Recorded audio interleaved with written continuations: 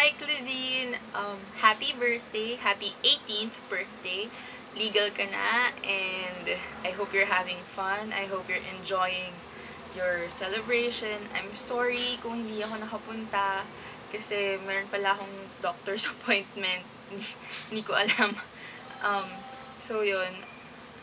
Nalaman ko na 18th treasure mo pala ako, and na-shock ako, and na-touch din. Knocks na touch.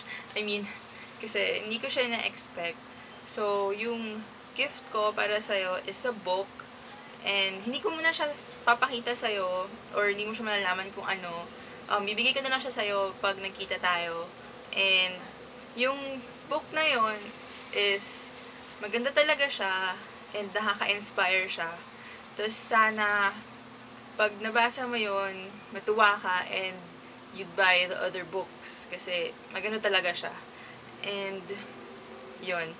Kaya ako ireregalo sa'yo yung libro kasi para sa akin, yung books are just amazing.